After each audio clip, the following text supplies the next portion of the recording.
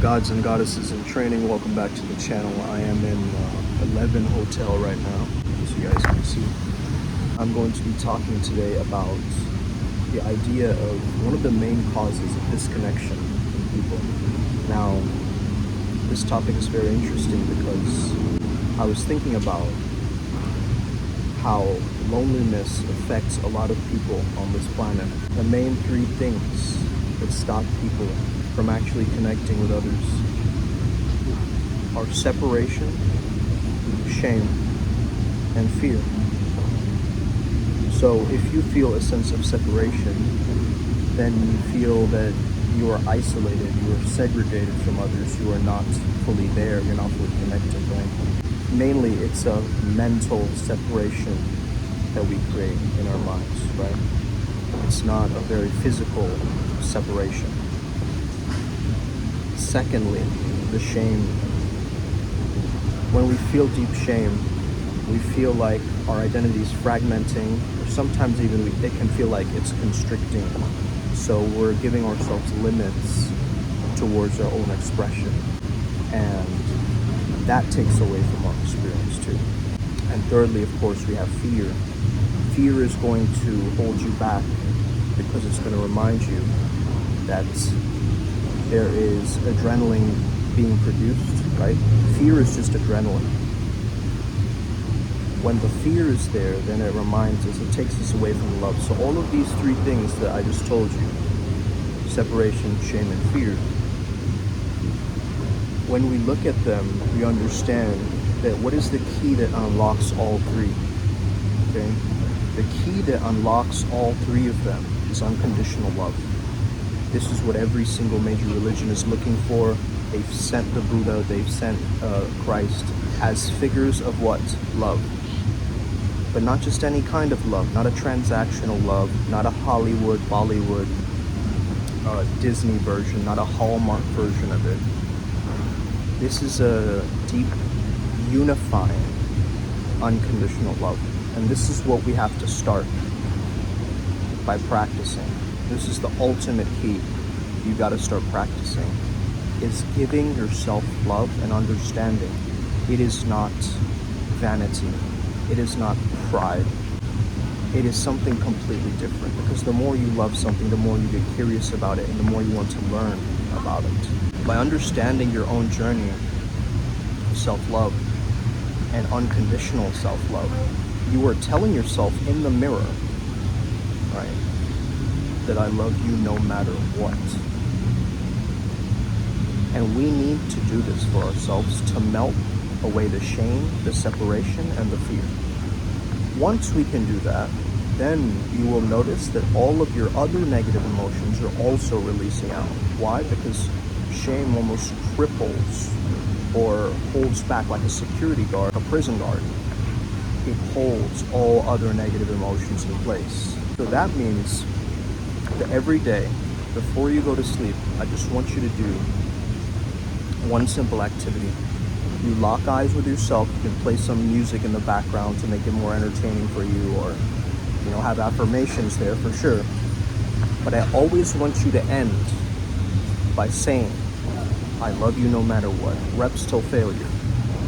Okay? Reps till failure. Because yeah, you can just do it once.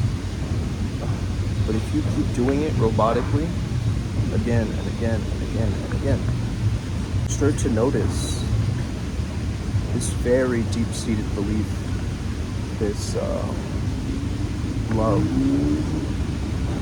that starts to actually come up and form, which is the opposite of fear. And we need the unconditional love to melt away the shame, as well as the separation. The separation is this idea we're so constricted by something. We are outcasted, we are sent away from that experience. We call it a breakup, we call it a divorce, right? I separated from them. For a lot of people, approval and validation get mistaken for love. It's not a real, authentic love. And when you hate on someone, you might understand that maybe you repress that certain aspect within yourself. As you start exploring more of these themes and doing the inner work, you'll start exploring that, wait a second, this is actually very empowering.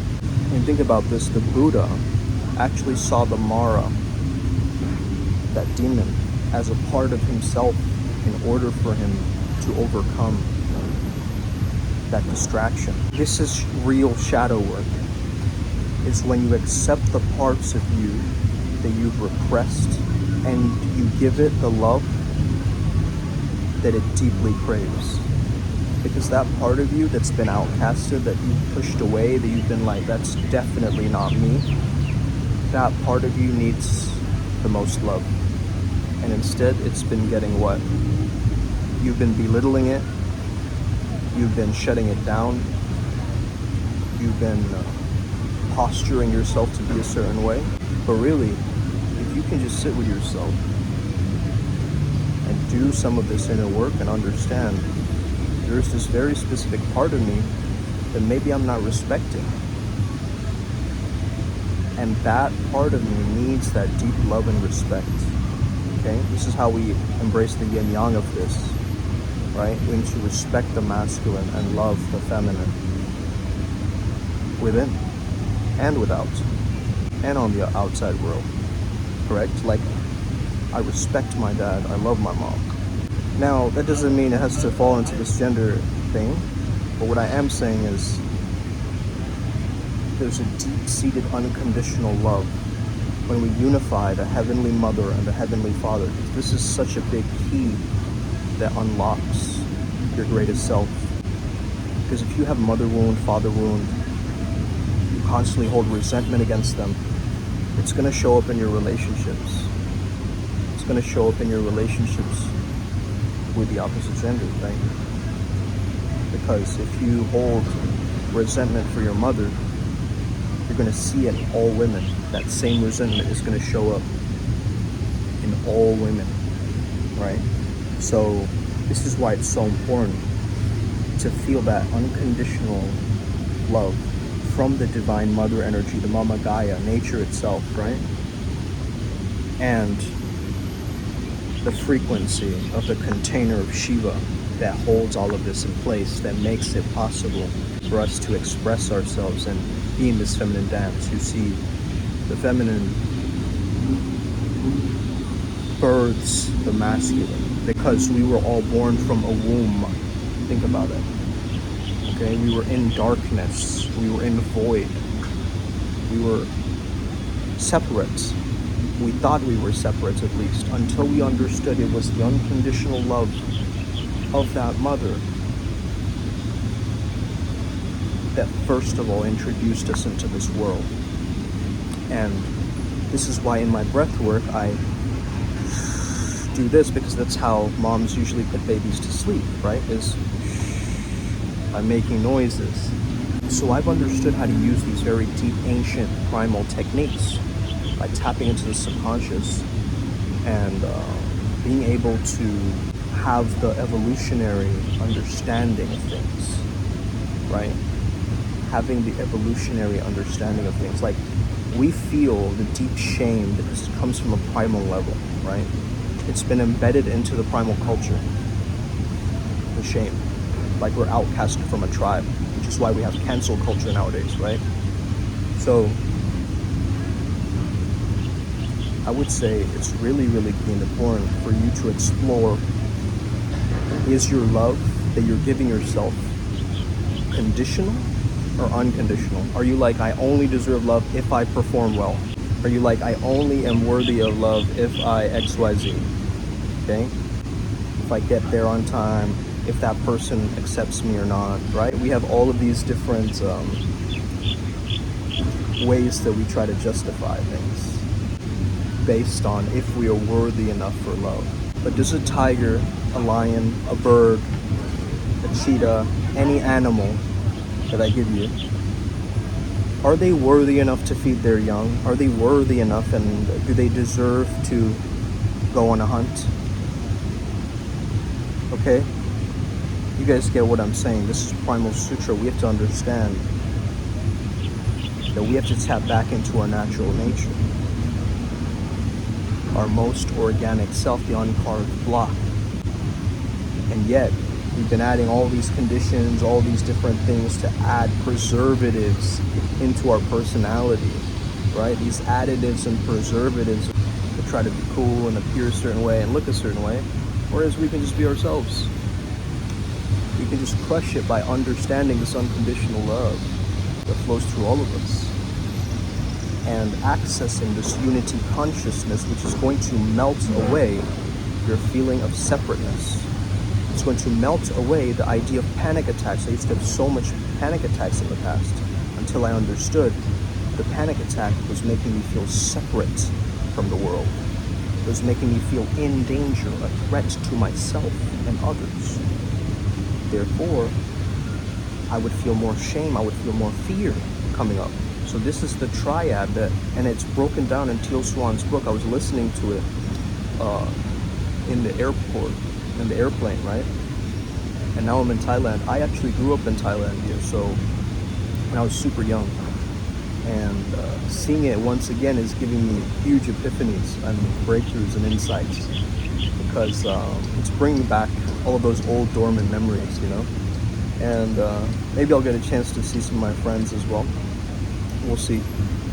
But yeah, I'm just here to relax and unwind and really rethink a couple of things here. And this was a topic that came up for me.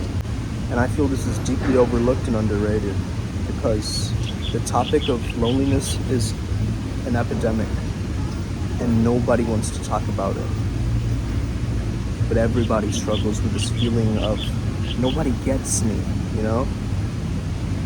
That understanding. I know artists feel that all the time, right? Feeling super unique, super special as a person, which causes more of a separation. But what I'm here to tell you is, it doesn't have to, okay? It doesn't have to. What you can do is, you can tap into your greatest sense of self by just deciding that I will be in unity consciousness. I'm going to tap into the oneness that is God and Source and the universe. I'm going to tap into that nature. I'm going to allow myself to melt into the present moment. If it's endurable, endure it and stop complaining, as Marcus Aurelius said. However, don't just endure through the things that you really can communicate and speak about, right? A lot of the times you just say, you're afraid to say no to others just because you feel like you're going to offend them or something. Practice doing that. Practice setting your boundaries and saying, nah. Why does that work? Because it's an aligned and authentic choice. It's right by your destiny. Okay? We can talk a lot about, you know, the philosophy and all this kind of stuff, but it's not until we feel that oneness, feel that unconditional love, that we really start to heal and grow. Well, you can't serve two gods or two masters. So are you on the side of death, or are you on the side of life? You decide. You decide. Because a lot of people, they're living like zombies. You're not a zombie. Okay? You're a lifeline. You're completely alive. You're immersed. You're viscerally here. Because all of it is happening right now. Right now. Another thing that I've noticed in the acting world is anything that you identify with is going to cause a very strong reaction. Anything that you identify with is going to make you very reactive, because it's pointing out where you're attached in life, where your ego is clinging to those moments of safety. So when you can disidentify, what do I mean by that? When you can just drop the identity patterns, zoom out, see the bigger picture, connect back to oneness, wholeness again, merge with the person you're having this argument with. Meaning, in your mind, instead of fragmenting it and being like, I'm arguing with them, what if they were a part of me, and now I'm reconciling that part of me back to me? This is why forgiveness is so powerful, because we're forgiving a part of ourselves. And so, of course, then Source or God can forgive us. That's just a powerful understanding. If you can come with this mentality of oneness instead of separation, unconditional love instead of shame and fear, you are going closer and closer to connection rather than disconnection. But in this culture, all we try to do is disconnect ourselves. That's all we're trying to do, is disengage, disconnect, avoid, rather than what? Breathe into it. Let go, allow, embrace. So really think about this today, because it might just be the hidden key that you're looking for. Hit that like and subscribe button. I appreciate all of you. And I know I needed to make a video today, even though I have my own agendas going different places. But lastly, if you're having trouble making a very big decision, understand that the power of 3 merges the chaos of 2. So if you're having a tough time making a decision, sometimes you need a third state of mind that blends both and looks from a higher order of things, looks from a better perspective for you. Okay? So it's not good, it's not bad. It's harmony of good and bad, creating the yin-yang, universal complementary flux. You guys get that? This is what Primal Sutra also advocates, is don't get caught up in the split mind of, is this the right thing to do, or is this other thing the right thing to do? Find a way to blend both of those parts so that they can be best allies and friends, and not this, coping mechanism or some kind of excuse or rationalization you keep using, okay? Because you know you're way better than that. You know you're here for something amazing, fantastic, great, mind-altering. So remember, pain means separation. Happiness means unity. So when you go from separation to unity consciousness, you'll start to notice this deep feeling of inner peace, harmony, and happiness, joy. A deep present joy that taps you into the flow state. And it makes you understand the observer and the observed become one. Action and awareness merge. Doingness and beingness are best friends. Let's get it. Upward Spiral Gang, thank you so much for tapping in. Have an incredible day. May the flow be with you. And stay legendary. We got this. Upward Spiral.